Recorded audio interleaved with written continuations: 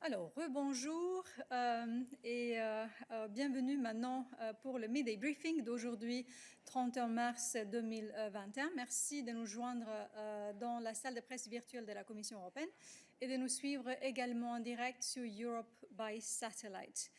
En ce qui concerne les annonces d'aujourd'hui, nous venons d'écouter la déclaration du commissaire Reinders concernant la décision adoptée par la Commission ce matin de renvoyer la Pologne à la Cour de justice à propos de la loi sur les systèmes judiciaire de décembre 2019. Bien évidemment, nos porte-paroles responsables de ce dossier se tiennent prêts à répondre à des éventuelles questions de suivi que vous avez là-dessus. Ensuite, before giving you the floor for your questions, allow me to provide, as promised, an update on the deliveries of vaccines to the EU member states for the first quarter of 2021. I am in a position to inform you that by the end of this week, 107 million of vaccines are reaching the EU member states. This concludes our announcements and updates for today, and I'm ready now to take your questions. Like always, please raise your hand if you have a question for us today. And I see that Ketevan indeed has the hand raised. Ketevan, go ahead. Thank you very much. Can you hear me? Yes, all good. Georgian TV media. I have a question about Georgia and political crisis. Christian Daniels, the special envoy of President Michel, left Georgia. There is no deal yet, unfortunately. Danielson is now expected to update President Michel about the development in the coming days, while it remains unclear whether the EU mediation efforts will continue. Can you tell us about time frame, about the next steps, and what is the position of High Rep? Thank you very much for the question, and Nabila promptly joined me on the podium to provide you an answer. Yes, good morning, Ketevan. Well, I would refer you to what President Michel's personal envoy, Mr. Danielson, said at a press point last night, and namely that his second mediation mission in Georgia has come to an end, and that he will report to President Michel on the developments of this week, and to decide on the next steps. So, as you know, Mr. Danielson said, and as the HRVP has said on several occasions over the past week, it is up to Georgia's leaders to step up to the challenge and find a compromise. And this continues to be the case. As for the next steps, the HRVP and President Michel have been in direct contact throughout the mediation effort and will continue to do so. Thank you very much, Nabila. I will now invite you to ask additional questions to Nabila on Georgia, if you have any, or on foreign affairs more in general otherwise. So please only keep your hand raised at this stage if you have questions for Nabila on these matters. Jorge has his hand raised. Jorge, go ahead.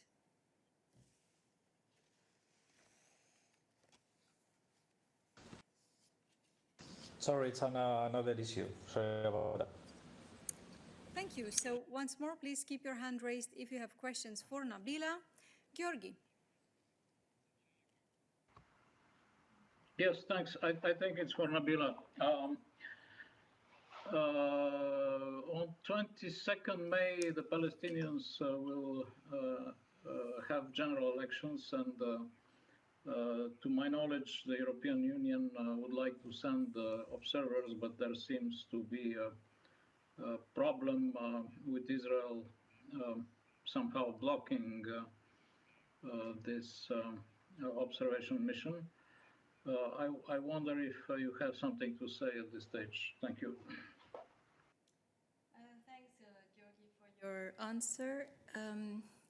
Indeed, in January, the Palestinian president, Mahmoud Abbas, announced the holding of legislative elections on 22nd of May.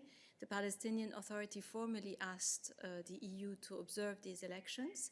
The EU is strongly determined to support the upcoming Palestinian elections, in particular by ensuring adequate EU observer presence.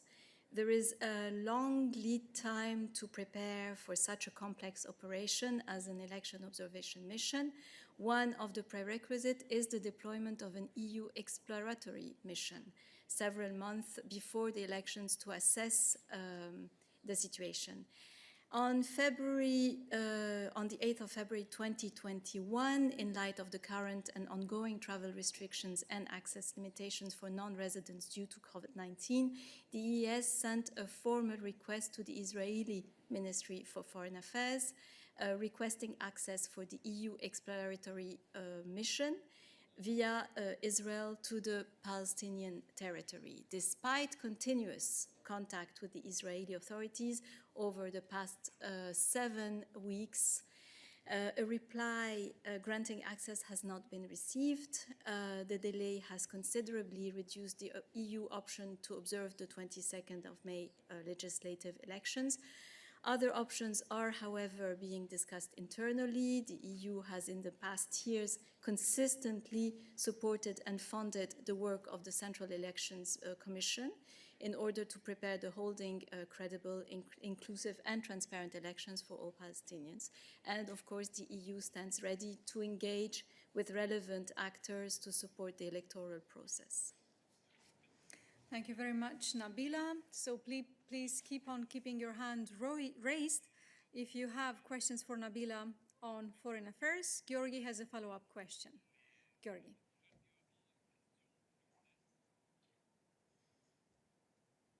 This position, I mean, you are ready for some sort of second-class alternatives, but you are not going to complain with the Israeli authorities? Look, I mean, we have asked for access. So far, we haven't had a reply. We're looking at other options internally. And as I said, we are funding the work of the Central Elections Commission, and we are assessing the situation. So we will, I cannot go further than this on my answer, I'm afraid. Thank you very much, Nabila. We continue with foreign affairs questions for Nabila. I see that Tamar wishes to ask a question. Go ahead, Tamar. Subidze, I want to ask you regarding Georgia, one follow-up. So is it clear when we can expect some follow-ups and updates on Georgian issue? And also, it is very interesting, can we expect some involvement of ministers of foreign affairs, of state members, because they already mentioned that they are ready to be as a part in these negotiations, or maybe MPs, do you have some kind of details about this question? Thank you. Thanks, Tamar, for your question. As I said earlier, Christian Danielson is the personal envoy of President Michel. So the reporting is naturally, he will report to the president. I would refer you to his press remarks on the 31st of March, so basically actually today, where he spoke specifically of how the mediation went and what is to be followed up. As you know, we are supporting the mediation efforts, and we are kept informed of developments, and we remain fully involved, and we will continue remaining fully involved. Thank you, Nabila. So please keep your hand raised if you have other questions for Nabila on foreign affairs. I think that Mira has a question for you. Mira, go ahead. Do you hear me? Yes. Yes. Here you go. Okay, Ahead. thank you. Hi, Nabila. Thank you for the question, Dana. Nabila, the Minister for Cooperation from Spain is right now in Venezuela. Had that something to do with International Contact Group or with High Rep Borrell? Thank you. Mira, I would need to come back to you for this question, but I would definitely refer you also to the Spanish for this question. Thanks. Thank you. Now it's Brahim's turn. He has a question for you. Go ahead. Yes, hi. Thank you for the floor.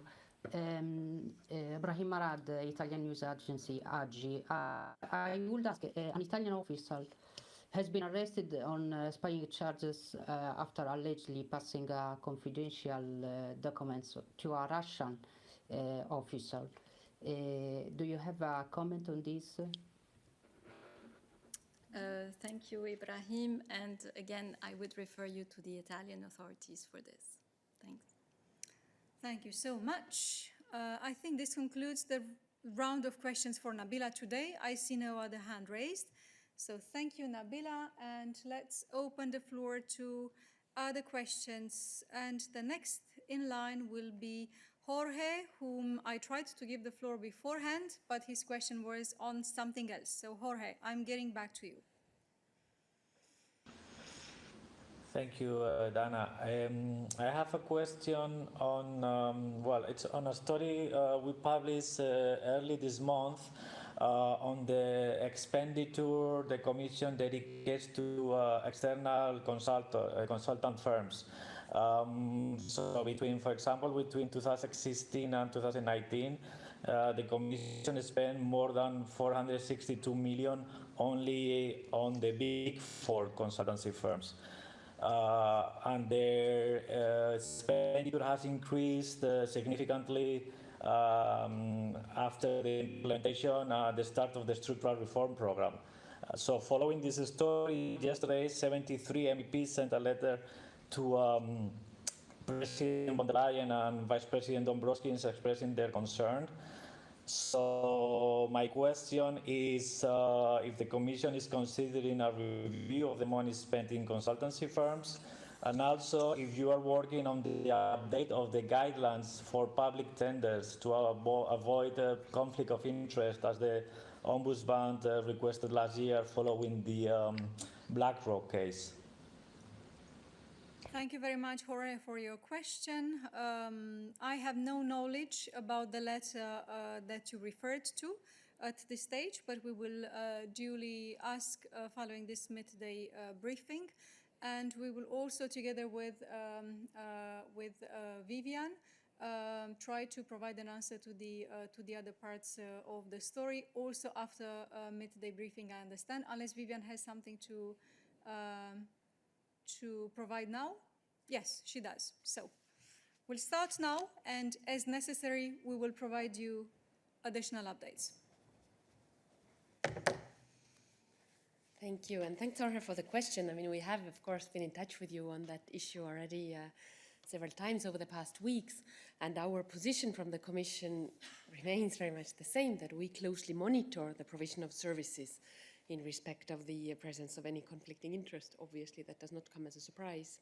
And we take all the appropriate measures as when they are relevant. So from our side, we have indeed, I mean, the question you are referring to, and we've been in touch on that before, is about the contracts that we have in place via our reform advice we give to the member states. But there, I will send you later the data that we have, again, on the allocation between the different contractors and the reasons that we have for going ahead with those. Thank you. Thank you very much, Vivian. I will now invite you to ask additional questions to Vivian if you have on this matter. Yes, first of all, I understand that Jorge has a follow-up question, so go ahead if that's the case. Yes, thank you very much, Dana. Very briefly, because, I mean, on top of these letters sent by the MEPs, the Court of Auditors is also looking into the expenditure made by the Commission on the external consultants. So my question is, sorry about that. So my question is whether some sort of rethinking or review process is going inside the Commission, or do you consider that this immense amount of money spent in consultancies, especially on the big four, is justified? There is thinking going on in the Commission, Jorge, about the use of public money in particular, but about many other issues specifically as well. But Vivian, anything to add to what you said before? Yeah, maybe just to give you then, and perhaps also for the benefit of others listening here, the aim, of course, is not just to give money to the consultants. The work that we are doing through the structural reforms is to make sure that we give to our member states the best available advice on how to pursue the structural reforms in their country. And the way we do it is that it's not about giving directly money to the member states on how to do these reforms, but it is about giving them the best advice. And this is what the Commission expenditure is for in that budget line. And here we have different channels through which we do that. We do the directly by the Commission through in-house expertise. That's a big part of our advice to the member states. We then do it through external providers, which can be experts from different member states as well. We can have peer experts, but through international organizations, we have cooperation with the OECD, with the World Bank, and so on, through private entities, as well as individual experts from the private sector. So it's a very varied bunch which we have for giving this expertise to the member states on how to pursue their strategic reforms. And as Dana said, of course, we are constantly looking into it and making sure that we are able to give them the best expertise possible. As to the audit that you were referring to, which is ongoing, as usual, the Commission works in very close cooperation with the European Court of Auditors to make sure that we get an outcome which is useful for the European taxpayers. Thanks. Thank you very much, Vivian. So please now keep your hand raised if you have additional questions for Vivian on this matter or on the other matters that she covers this week, also replacing Stefan. So I understand that Angela's hand is raised, so the question is for Vivian. Angela, go ahead. Yes, good morning. Thanks for the floor. My question is on vaccine deliveries. If it's possible to have the numbers of the deliveries by companies, especially AstraZeneca. As yesterday you said that you would have given us you would give us the exact number of the deliveries, the update of the numbers of the deliveries for AstraZeneca for the first quarter. Thank you. Thank you very much for the question, Angela. So what I said yesterday and what we started the midday briefing today with is that we will share the number of vaccine deliveries across the EU in the first quarter of 2001. I'm happy that I was in the position to provide that number, and I repeat, it is about 107 million doses of vaccines which are being distributed in Q1 2021. That number will be reached at the end of this week. You also asked me yesterday about whether the AstraZeneca manufacturer will reach its target for Q1. And while I'm not in a position to provide you exact details for companies, I can indeed confirm that we will have in this 107 million of doses of vaccines distributed a figure of the AstraZeneca, which is indeed very close to the figure that the company said would deliver to the EU in the first quarter, according to the latest revised down estimates and discussions in the steering board with this company. So that's what I have to say at this stage. I am verifying if there are additional hands raised to ask questions about vaccines deliveries. Yes, I believe that Tommaso has a question on that. Tommaso. Yes, good morning. Thank you for the floor. Tommaso Galotti in the Crown City. I get several questions, actually. I will refrain myself to three. The first one, could you give us, please, a number for AstraZeneca deliveries? I mean, you've said that it is very close to 30 million. Is it 29, 28, 27, 26? What is a number?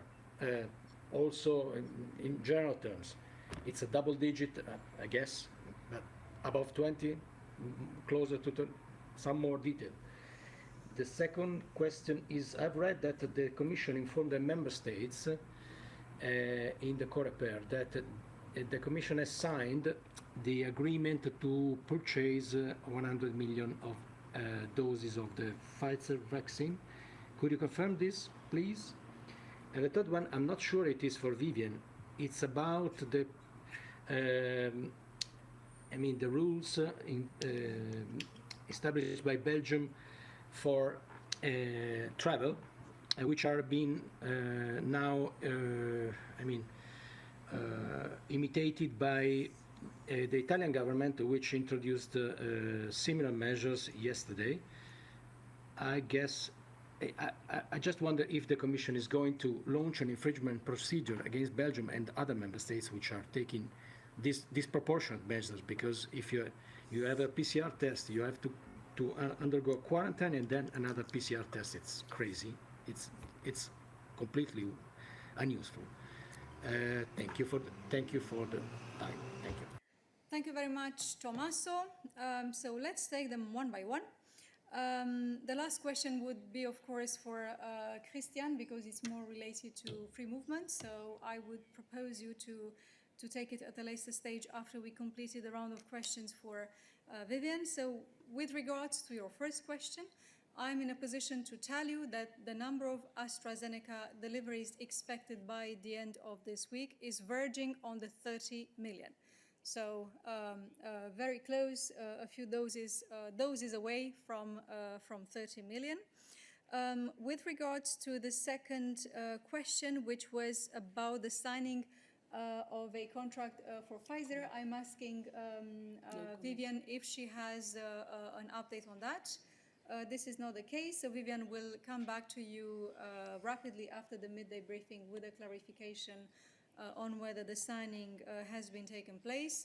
Again, the negotiations and the securing of the 100 million doses as an option to the 200 million firm sort of orders were already completed in January. So this is not about a new contract. It's about the signing of a part of the contract which was subject to a second negotiation with the company at the beginning of this year, and Vivian will provide you the update on whether the physical signing took place or not.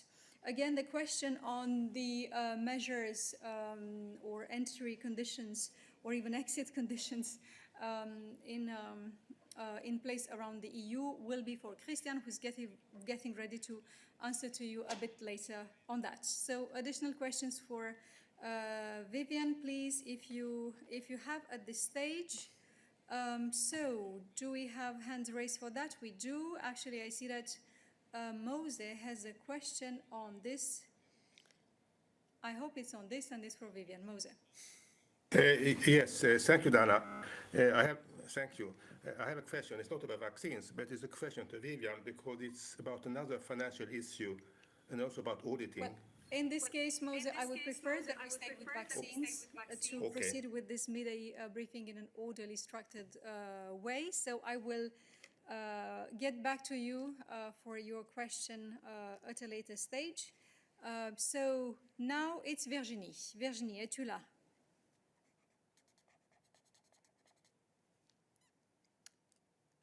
Est-ce que nous avons Virginie? Oui. Vous m'entendez? Oui, je te vois, je t'entends. Bonjour, je voudrais juste revenir sur les chiffres de livraison.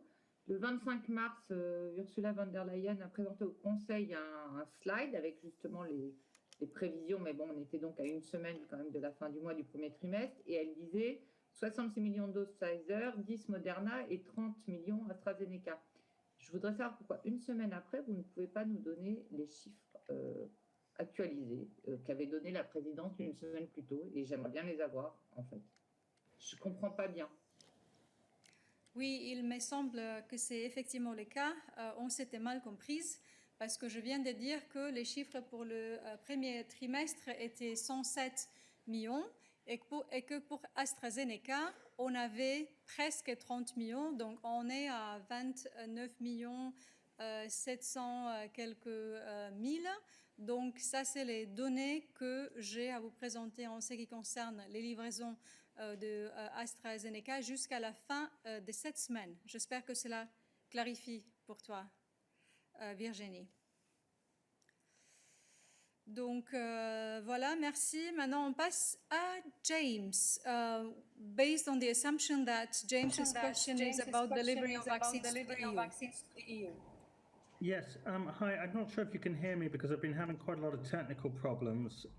Just wondered if you could give us some details on the level of EU investment in the Halix plant in the Netherlands, please. And also, if you could tell me if anything has changed with regards to Sputnik and its eventual approval, whether any market authorization has been asked for, any developments on that at all.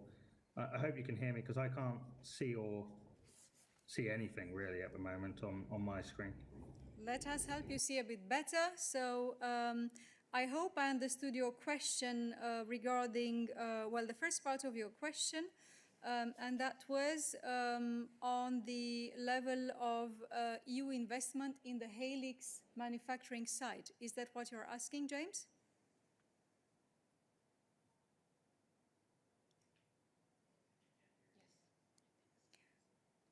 This is what you assume you were asking, James. You are not back, so perhaps it would be easier to pursue the conversation. Yes, okay. So what we can tell you about, of course, is about the level of investments that the EU has done under the advanced purchase agreements in relation to the companies from which we contracted or we pre-contracted the production of vaccines, but we do not have a specific updates on investments in specific sites of production of vaccines or other medicines in the EU. As you know, the EU has made for many decades investments in production of vaccines and of medicines and of new technologies, among others, through its various EU programs. So it could be through research programs, it could be by contributions from other funds like the cohesion funds. So it would require research on our side to look back into history and to see what, if any, financing has been delivered to a specific manufacturing sites in the EU. And this is something that we are going to do, and we will get back to you with any results. Yes, and on Sputnik, I will give the floor to Vivian. Thanks. So no change there, James. There has not been a request for marketing authorization by Sputnik. Thank you very much, Vivian. I will now continue with Tobias.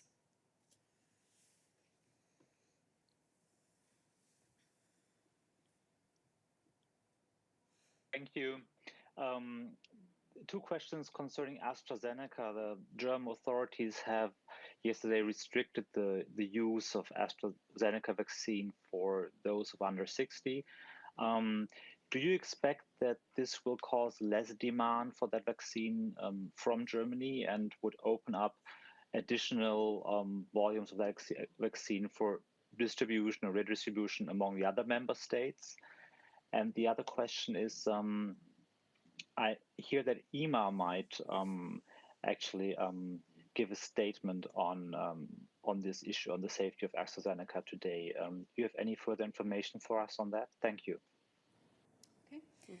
So with regards to AstraZeneca, let me start by saying that the safety as well as the effectiveness of vaccines is one of the most important issues for us.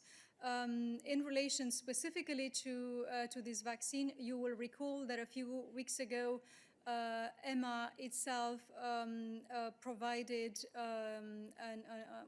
the result of a new assessment in light of records or reports regarding certain cases of blood clotting in relation to the vaccine.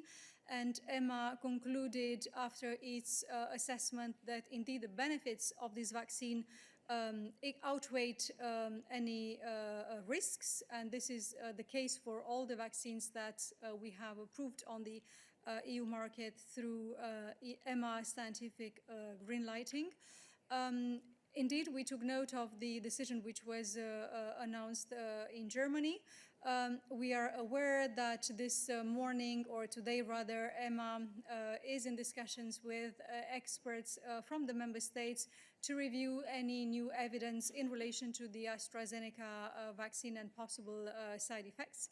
And indeed, we too understand that there will be a communication from EMA regarding such cases. EMA, of course, discusses with member states experts, but also is in touch with other international partners, regulatory bodies who are looking at this vaccine. So we trust that the best available evidence will be considered, and we look forward to EMA's assessments or conclusions, because in matters of vaccine safety, we trust in science, and we trust in EMA, who is taking this through its pharmacovigilance system very, very seriously.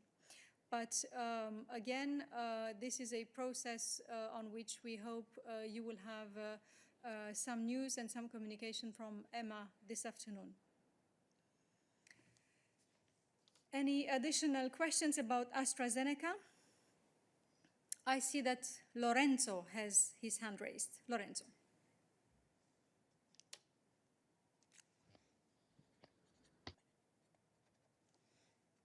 Hear me?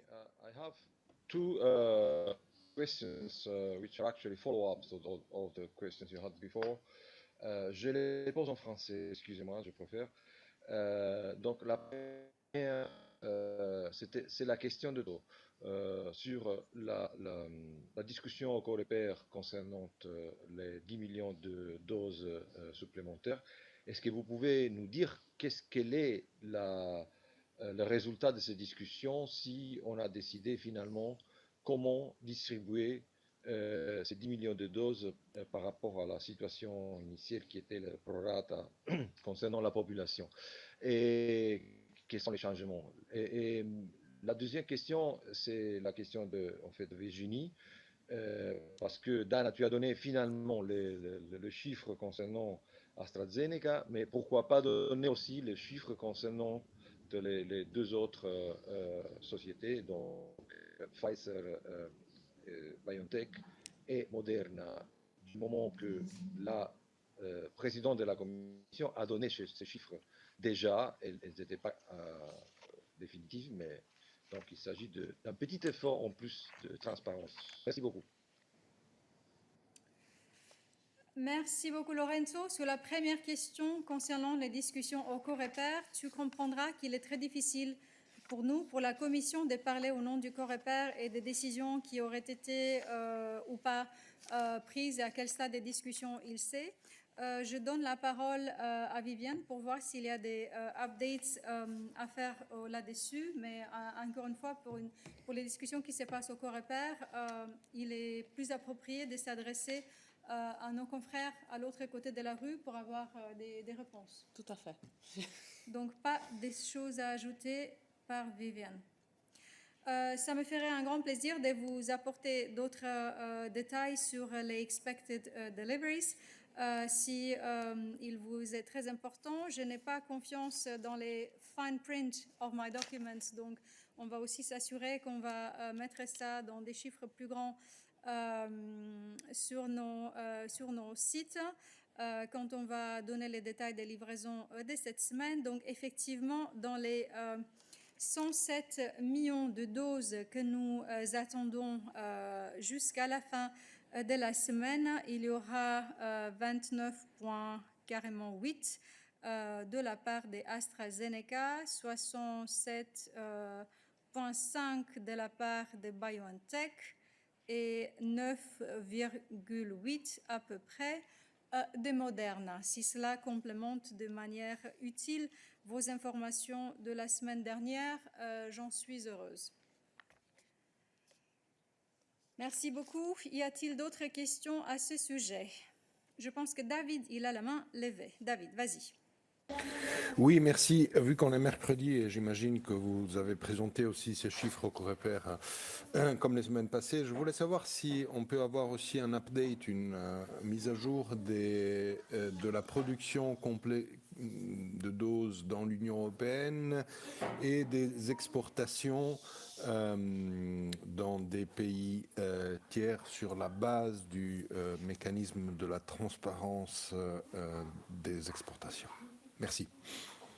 Merci beaucoup, David. Effectivement, je peux te confirmer que jusqu'à lundi, qui est donc le jour de référence pour le chiffre que je te donne, il y a eu 491 demandes d'exportation, dont 483 demandes ont été, comme vous le savez, accordées, donc acceptées. Il y a une seule demande qui a été refusée et il y a à peu près 7 qui sont en train d'être en examinées. Et donc ça, c'est des demandes qui ont été faites à partir du moment où le mécanisme de transparence et d'exportation est entré en vigueur, donc à partir du 30 janvier 2021. Donc le total des doses exportées était des 68,3 millions et on a exporté cela vers 41 pays dans le monde. Je vérifie s'il y a d'autres questions pour nous aujourd'hui. Je vois que James a une question. James, I hope it's about the same subject about vaccine delivery in the EU, because that's the topic that we are at this stage. So if that's the case, James, go ahead. Yes, it's about vaccines, Dana. What does President von der Leyen think about the leaders of France and Germany negotiating about acquiring vaccines from the man who annexed Crimea? Thanks. Thank you very much for your question, James. I would invite you to ask the question to the leaders of France and Germany about what exactly they discussed during their exchange with President Putin yesterday. It is not for us to say what was the subject of that discussion, and it is definitely not for us to say what was said between leaders in an exchange to which we didn't take part. But I am sure that you will receive a satisfactory answer if you address your question to the 3 leaders who were actually part of that discussion. James, you have a follow-up question. Go ahead. Yeah, apologies. I don't think I was clear. I was just, I guess the sense of my question is really, is the EU's, vaccine procurement scheme still, quote, going well if the leaders of the 2, important EU governments have to ask Moscow about acquiring vaccines? I guess it's really directed at the Commission rather than the leaders of France and Germany. I'm just looking for your take on that. Thank you. Thank you for this question, James. The implementation of the EU vaccination strategy proceeds. I can remind you the main tenets of this strategy. It's that of acquiring a broad portfolio of vaccines which would ensure a sufficient number of vaccines for EU citizens based on various technologies, because one never knows which technology comes up first and which technology can lead to quicker yields in terms of vaccine production. We have now 3 vaccines which are being used for vaccination in the European Union. We have a 4th vaccine which was approved by EMA and which will be distributed and used for inoculation in the following weeks. And others of our vaccines from our portfolios are being at various stages of development. In total, we will have 2.6 billion doses of vaccines this year, so this is a large amount of vaccines which will cover the needs of the European population and of our partners and neighbors. We are working hard to accelerate the delivery of vaccines following initial supply chain issues and production bottlenecks as experienced by the whole world. We have good results in terms of acceleration. We have announced you about the delivery of accelerated doses from some of our producers, for instance, BioNTech, Pfizer. We have informed you about the acceleration of the delivery of additional 10 million euros to Q2, before that of the acceleration of 4 million euros. So thank you. I believe that everybody in Europe is doing all what is possible to accelerate the delivery of supplies, and we have trust that the vaccination strategy will deliver. I understand now that Derek has a question on vaccine delivery. Derek. Oui, vous m'entendez? Oui, on t'entend. Vas-y. Oui, merci. Bonjour. Je voulais faire le point, arriver à comprendre si des négociations étaient en cours ou non avec le Royaume-Uni sur le partage des vaccins. Et si oui, sur quoi porte-t-elle? Si on prend les déclarations de Boris Johnson la semaine dernière, il avait l'air de proposer deux choses. Qu'on partage les stocks d'Alix, mais AstraZeneca dit que tous ces stocks sont destinés à l'Europe, donc concrètement, il n'y aurait pas grand-chose à partager. Et dans un deuxième temps, il évoquait le fait de travailler ensemble à développer la production dans cette usine AstraZeneca d'Alix. Voilà, je voulais faire le point sur la question. Y a-t-il des discussions en cours avec le Royaume-Uni sur une quelconque collaboration ou partage des vaccins? Et si oui, sur quoi portent précisément ces discussions? Merci beaucoup pour la question, Derek, qui me permet de faire le point sur les choses auxquelles on a touché effectivement les premiers jours ici en salle les derniers jours ici en salle de presse. Donc, comme tu le sais, depuis un nombre de jours, depuis une dizaine de jours, la Commission européenne est en contact, est en discussion avec le gouvernement britannique sur le vaccin. Le sujet des discussions est très large. Ça ne se limite pas aux vaccins produits par une compagnie et certainement pas aux vaccins produits sur un certain site de production.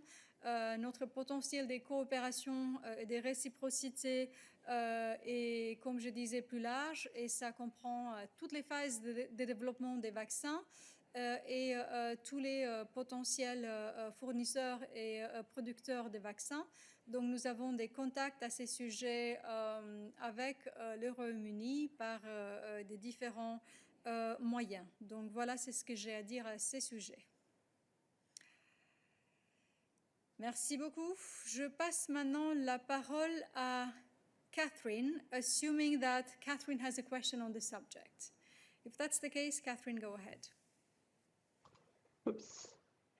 Yes, Dana. So my question is, it's about AstraZeneca. They reportedly offered to give the US government access to their accounts to verify their not-for-profit claims. I'm just wondering if the EU made a similar request. And one analyst has described AstraZeneca CEO Pascal Soriot's shrewd approach as a textbook example of optimal public relations and government affairs strategy. Do you agree?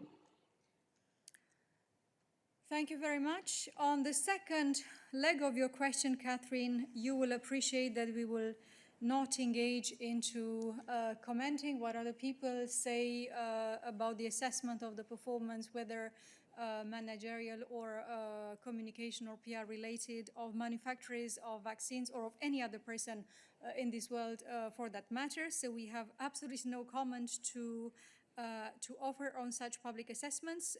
I'm checking with Vivian if she has any answer to give to the first question. I think there, Catherine, the best is to address EMA, because they are the ones who are responsible for really the pharmaceutical side of it, which is what you're referring to. So they would be the ones to give you the best answer. Thank you. I will now give the floor to Joe. Thanks, Dana. While being very helpfully setting out the authorization mechanism statistics, you mentioned there were 7 deliveries pending to be authorised or to have a decision made on them. Could you actually give us details of these 7 deliveries, of which companies they involve, and what countries are these shipments due to be exported to if they receive the correct approval? And then I'll have a question on Brexit afterwards, but I'll leave that for after vaccines. Thank you. Thank you very much for the question, Joe. No, I'm not in a position to provide any additional details about the export authorization mechanism further to the details that I have provided on the number of such requests. As you know, we do not comment on requests per countries or for a company, but I hope that you are satisfied with the level of information that I provide you on that. And I give you the floor for the second question. Oh, thank you. Well, it's not a satisfactory answer, but you're clearly not going to tell me any more. So much for transparency, but we'll have another go at Brexit. So we know the end of the grace periods for the Northern Ireland Protocol are coming, ending, and Britain's unilateral grace periods are coming into play. So I'm just wondering, how have you assessed the threat to the single market, for instance, that a rogue British sausage could enter the single market through Northern Ireland, please? Thank you for the question, Joe. Actually, my mistake. I had understood that you have a question which pertains to the UK and EU on vaccines. The question that you asked is not for Vivian. It will be for Dan, who is preparing to get on stage for that. But until then, I will ask you to hold on for a second, because I have 2 other questions which I suspect are for Vivian on vaccines. So I will give them the floor, and then I will duly come back to you. So Remo, is your question about vaccines, and is it for Vivian?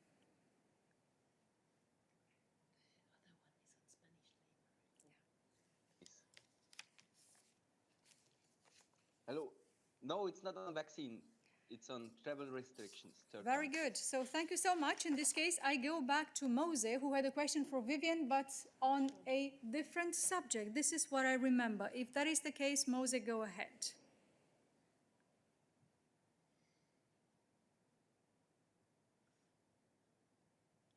Do we have Mose on the line? Mose, you just need to press speak.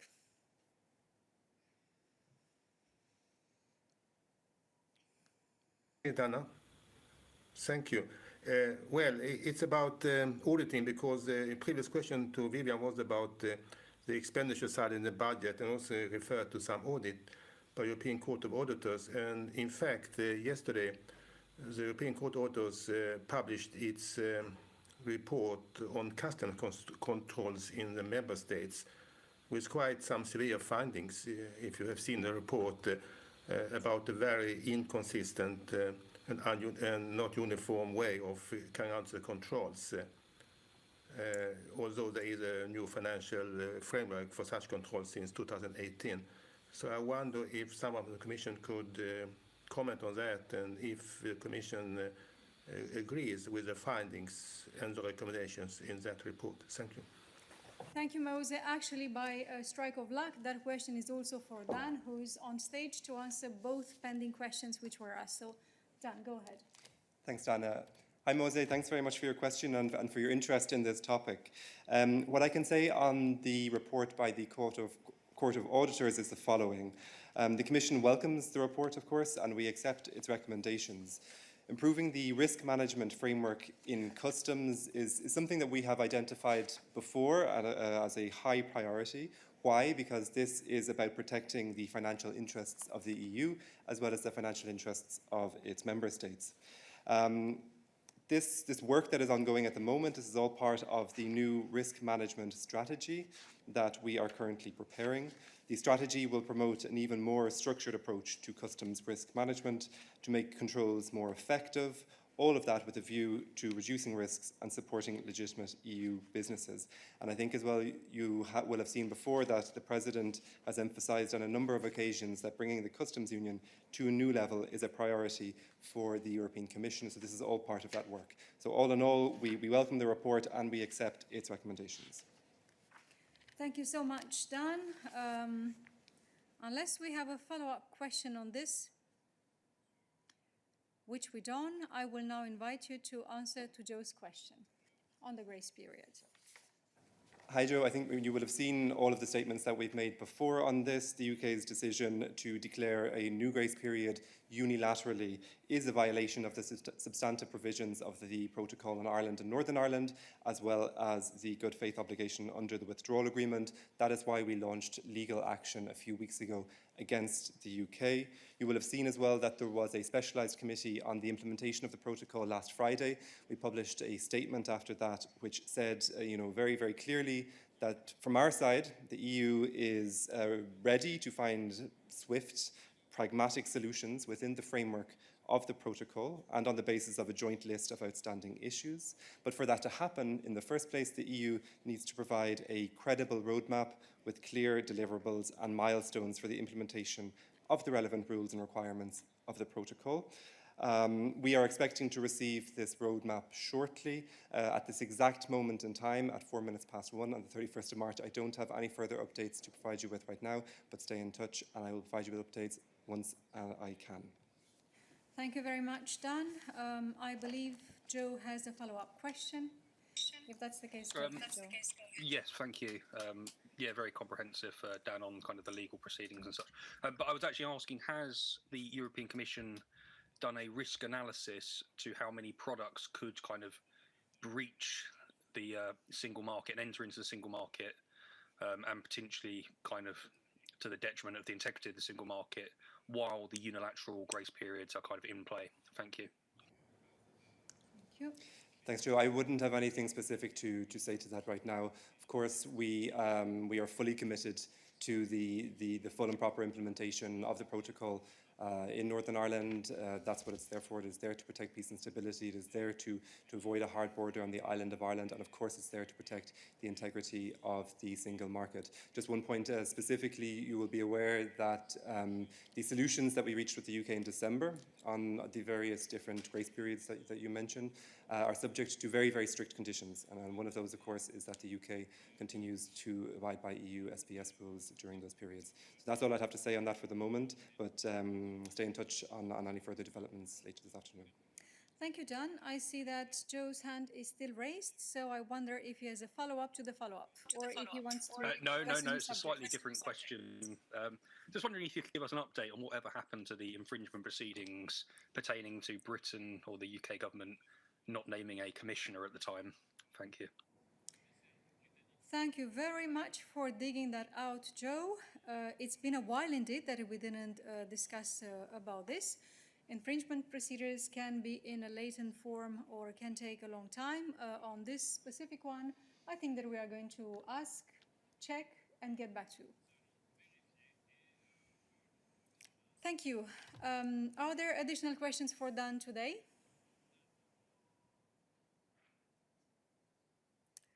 I see two hands raised, but I do not believe that they're for Dan, unless Remo changed his mind.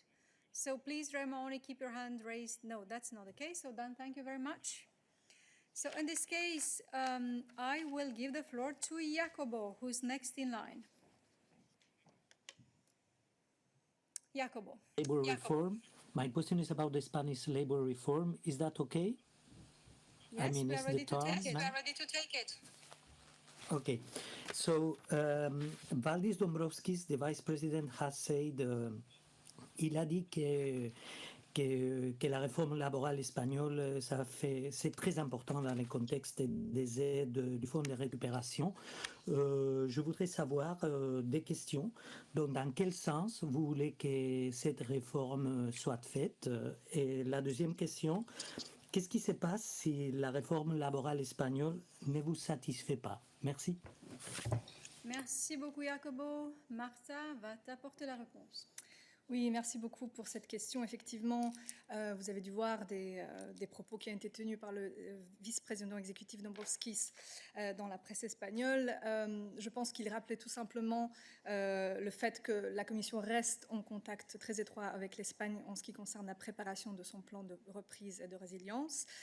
Effectivement, un des critères principaux de notre évaluation de plan vont être est-ce que ces plans répondent aux recommandations spécifiques adressées au pays par le Conseil ces dernières années. Et comme tu le sais probablement, la réforme du marché de travail était une des réformes, c'est une des réformes qui a été donc spécifiée par les recommandations pays qui ont été énoncées ces dernières années. Donc effectivement, les discussions avec l'Espagne continuent sur ce sujet-là. Pour l'instant, je ne peux pas bien sûr entrer dans le détail de ces discussions parce qu'elles sont en cours. Donc ce n'est pas le moment de donner une évaluation formelle de la part de la Commission sur ces discussions. Mais en tout cas, elles sont en progrès et donc nous encourageons bien sûr tous les États aussi également à s'engager avec la Commission pour finaliser leur plan le plus vite possible. Merci. Merci beaucoup, Martha. Je pense que Jacobo a une question de suivi. Vas-y, Jacobo. Je voudrais savoir, merci beaucoup pour les suivis, je voudrais savoir qu'est-ce qui se passe si la réforme laborale ne vous satisfait pas. Et deuxièmement, si vous avez une indication sur quels sont les objectifs dans lesquels cette réforme laborale doit être faite. Merci. Alors merci. Donc comme je viens de le répondre, c'est un des éléments qui va être donc regardé par la Commission européenne dans le cadre des plans de reprise et de résilience. Comme tu le sais, le règlement indique d'autres critères d'évaluation. Donc il y a bien sûr les objectifs climatiques qui doivent être respectés, digitaux. Donc l'évaluation de la Commission portera sur l'ensemble du plan, sur tous ces éléments. Et encore une fois, pour l'instant, je ne veux pas spéculer sur l'évaluation qui pourra être donnée à un aspect ou un autre du plan de relance qui est en train de discuter avec la Commission. Thank you very much, Marta. Jacobo's hand is still raised, so I wonder if he has another follow-up. Ok, je vais me satisfaire de seulement une de des questions. Qu'est-ce qui se passe si la réforme laborale ne vous satisfait pas? Merci.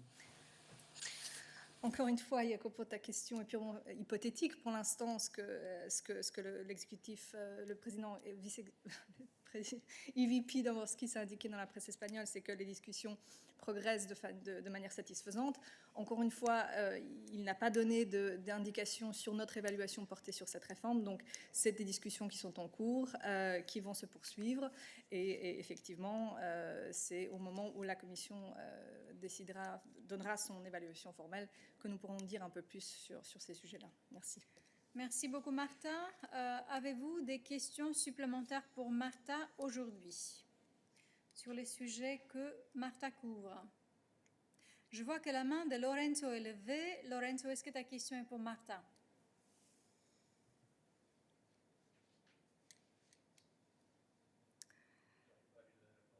Non, il a retiré. Ah oui, c'est bon, on a Lorenzo. Lorenzo, vas-y. Alors, la question concerne justement les dépenses des plans nationaux de résilience et pour la relance. Et ma question est la suivante. Vu le rapport du Centre commun de recherche de la Commission sur le nucléaire, qui n'a pas encore été publié, mais qu'on connaît déjà, qui pourrait donner à l'énergie nucléaire la possibilité d'être définie comme investissement soutenable. Est-ce que dans les 37% que la Commission demande d'investissement concernant l'environnement, le nucléaire pourrait rentrer et donc prendre une grosse partie dans certains pays de ces 37%. Merci. Merci beaucoup, Lorenzo. C'est une question qui est pour Martha, effectivement. Peut-être qu'on aura besoin des compléments. Oui, effectivement, je pense que c'est tout à fait une question à la fois qui a trait au plan de la facilité de reprise et de résilience, mais qui est bien évidemment liée aussi à la taxonomie. Donc c'est un point sur lequel Dan avait déjà apporté des précisions en début de semaine.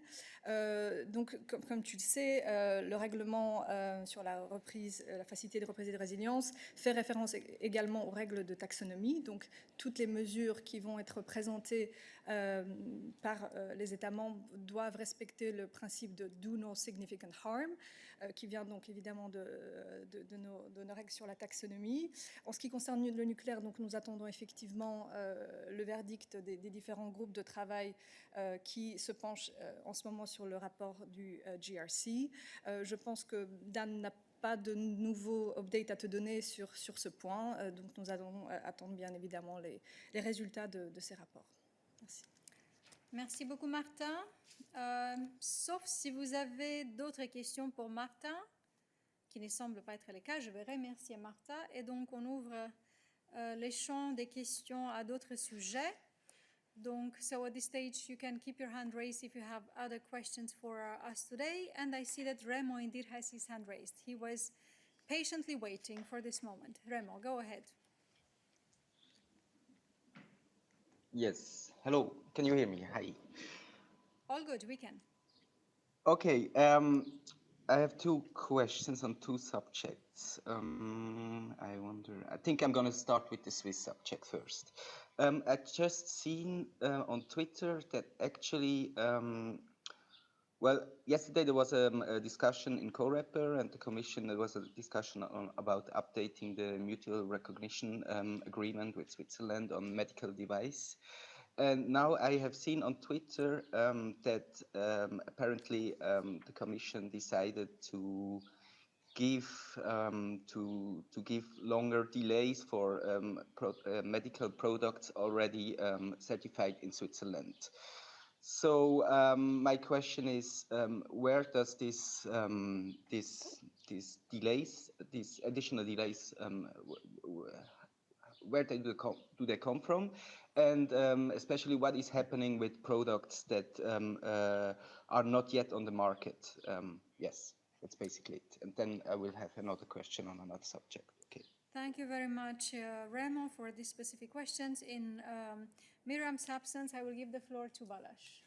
Indeed, good afternoon. So, Remo, let me share with you a couple of elements that I can at this point in time on this issue. So, I think it's important to put the answer in a broader context and say that Switzerland is, of course, closely integrated in the EU internal market on medical devices through what we call the Mutual Recognition Agreement, which provides for recognition of conformity assessment certificates between the EU and Switzerland based on equivalent regulations. Now, given the persistent lack of progress towards the signature of the institutional framework agreement, there can be at this stage no update of the mutual recognition agreement. Now, this agreement is about single market access and dynamic alignment, two principles which are at the core of the institutional framework agreement with Switzerland. This is the reason why the mutual recognition agreement is part of the scope of the IFA, which the European Union, as you know, and Switzerland negotiated between 2014 and 2018. However, to mitigate the risk of possible disruptions of supply of medical devices on the EU market and to provide legal certainty to companies, the EU will propose to Switzerland a limited modification to the mutual recognition agreement. Now, this amendment is currently under preparation and will grant certificates already issued in Switzerland for existing medical devices under the Swiss legislation equivalent to existing directives, the same transitional validity as the new EU medical devices regulation grants to certificates issued in the EU. Now, if agreed by the EU and Switzerland, this small amendment to the mutual recognition agreement will enter into force on the 26th of May this year. And to finish off and to be extremely clear, the mutual recognition agreement will not be updated with regard to new certificates, which will have to be provided by an EU body. That's all I can say at this point in time. Okay, thank you very much, Balázs. I will invite you to raise your hand if you have additional questions for Balázs today on this matter or on others. This doesn't seem to be the case, so thank you very much, Balázs. So I will now open the floor once more to other questions. If there are any, yes, I think Remo has, hang on, Remo has a follow-up. Remo, go ahead, unless you have another question completely. No, it's not. It's not on Switzerland. It's on travel restrictions to third countries. Can I go ahead? That indeed, I will invite Christian to get prepared. So go ahead and Okay. formulate your question, please. Okay, it's just in general, maybe you could remind us what are the travel restrictions to third countries, especially when it comes to Brazil. Will there be some kind of an update? And is there some kind of a flight ban possible to planes coming from Brazil? As far as I'm aware, I think Portugal already has a flight ban from planes from Brazil, maybe some other countries, I don't know. And in general, are you concerned about the spread of the Brazil variant of coronavirus? And are there some other measures apart from a flight ban that you consider to limit the spread of this apparently more dangerous mutation of coronavirus? That's it. Thank you. Thank you very much for your question, Remo. It is actually a rather broad one because it refers to how we view the epidemiological situation, in particular with regards to the potential of further spread of new variants of the virus. So for that, of course, I can refer you to the data and the risk assessments that the ECDC is publishing regularly, and we have no additional data to provide or assessments to make again, but you will have a lot of information from the ECDC regular updates. On travel restrictions and so on, I can give the floor to Christian to see what he can say at this stage, and I will also invite him to answer to the question from Tommaso about specific restrictions introduced in certain countries like Belgium and Italy. But Christian, anything that you can answer to Remo on the broader matter of restrictions? Yes, thank you, Jana. Hello, Remo. On your question on restrictions regarding Brazil, I mean, I can of course remind you that we have these two council recommendations in place, one for inside the EU and the one for third countries. And these have been updated recently, specifically with regards also to the epidemiological situation and the various mutations. Now, on the external side, and as you asked concretely about Brazil, it is not for the Commission to make decisions about concrete third countries here, but this is a list that is being updated by the Council, usually every 2 weeks. As far as I'm aware, the next update should be due next week. So this is something for the Council to consider, and so I would not have any concrete comment regarding possible flight bans or tougher measures. To come back on Tommaso's question regarding the Italian measures, well, let me also first maybe just remind in general of our very clear position on this, and of actually the clear position of the member states who have agreed all together on following a coordinated approach on free movement restrictions in the European Union. And we, of course, expect all member states to follow this coordinated approach and take this recommendation as their compass. We have reminded member states of this through a letter to all member states in February. And as you will remember, with our frequent exchanges, have also sent specific letters raising concerns to 6 member states who are applying stricter measures than foreseen in this recommendation.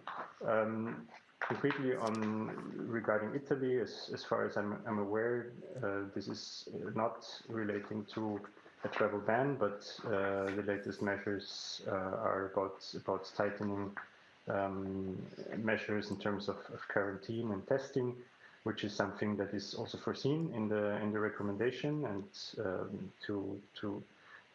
where it is always the same principles that we have always reminded of, that of course it should be non-discriminatory and proportionate, when you take such measures, and the recommendation is very clear and gives very clear guidance on how such measures should be applied. Maybe let me just remind that, of course, as I have said in another context, because you were also raising, I think, the internal measures, that this is, of course, a national competence. So we have to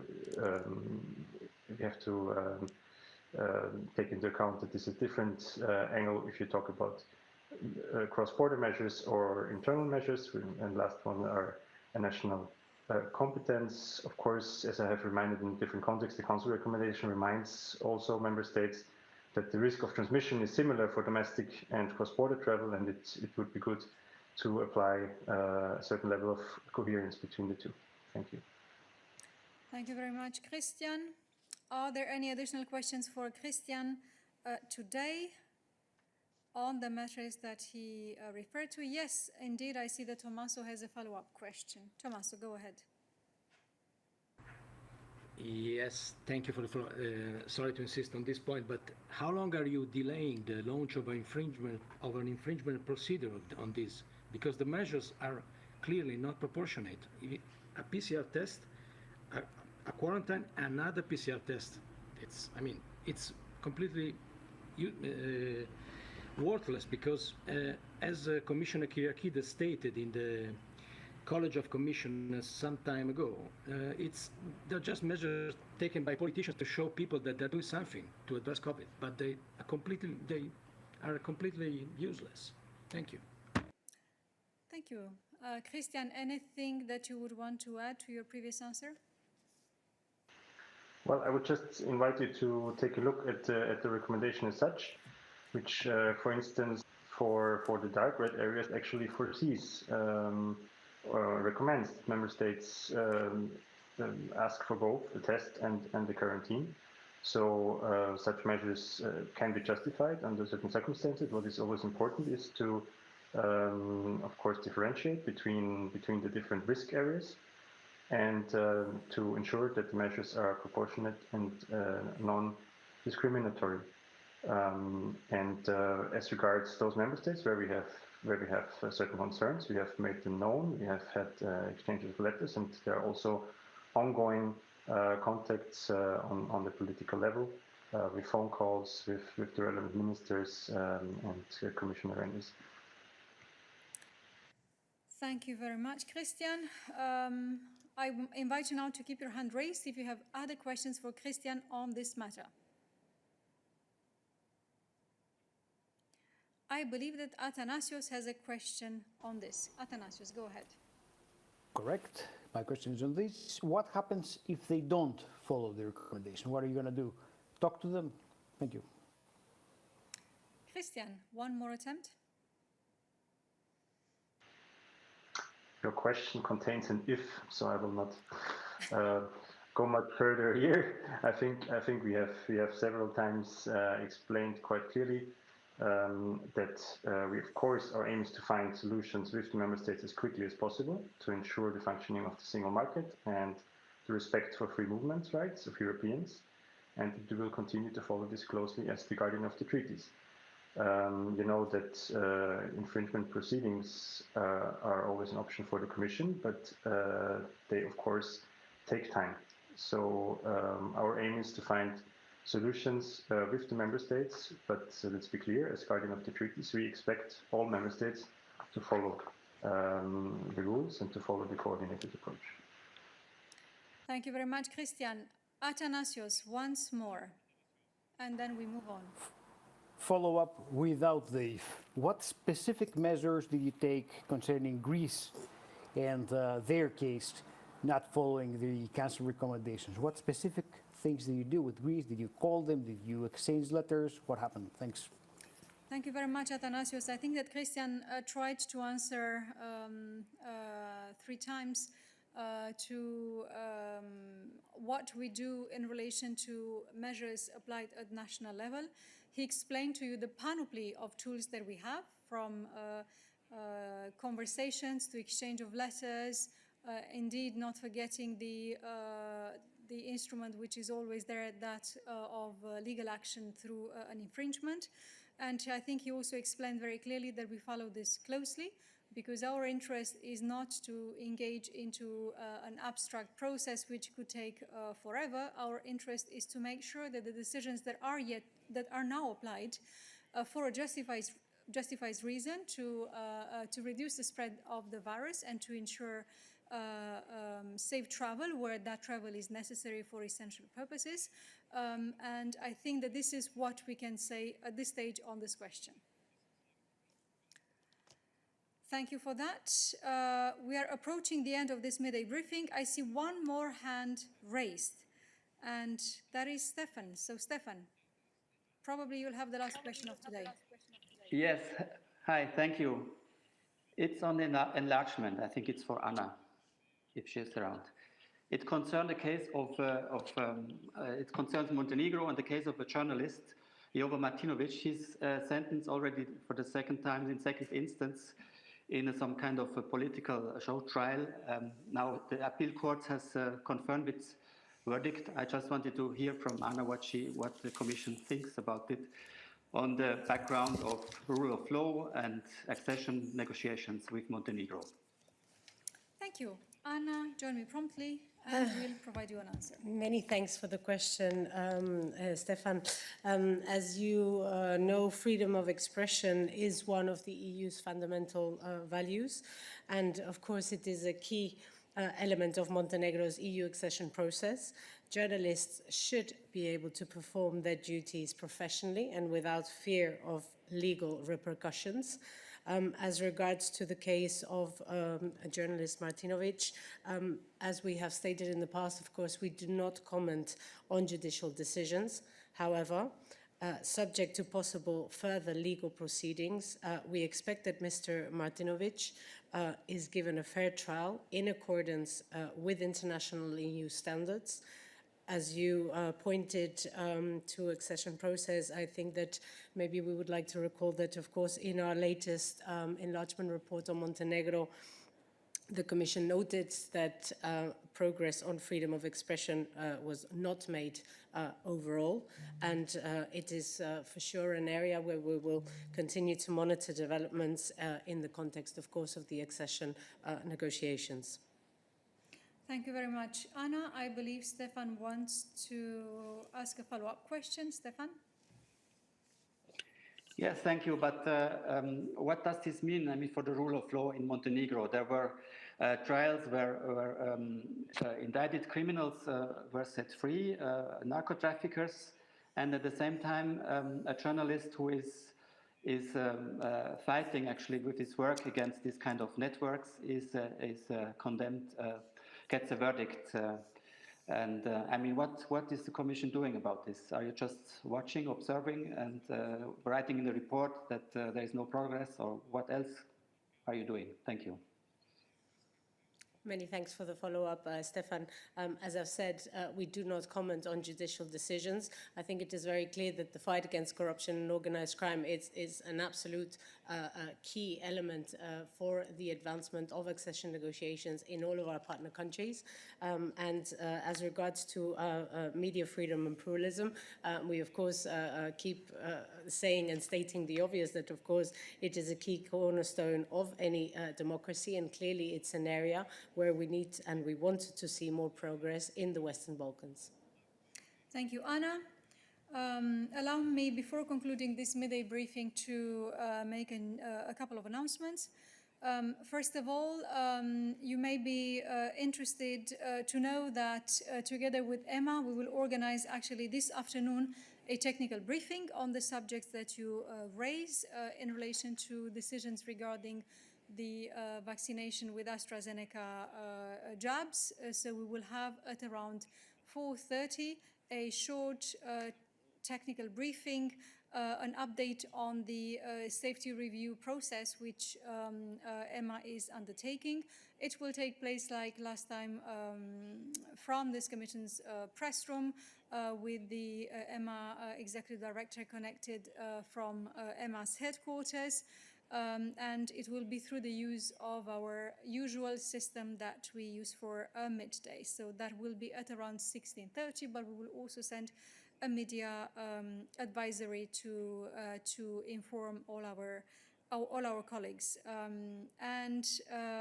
Well, before concluding for good this midday, allow me for a moment to wave goodbye to one of our colleagues who is changing jobs, and that is, of course, Nikos. We all learned yesterday, but we knew it perhaps for longer, that Nikos will be leaving his current job as bureau chief for Bloomberg, and he will take on new challenges as equity markets reporter, or let's say correspondent covering Europe, Middle East, and Africa. We know Nikos very well. He's been with us in his current position since 2016, but he's been around and the presence in this press room and in the Brussels quarters for much longer than that. And we know how he is. He is liked. That's the word that I think each of us would use here. He's liked by politicians. He's liked by press people, that I can confirm from personal experience. He's liked by diplomats. He's liked by colleagues. So he's a very dear presence in our press room.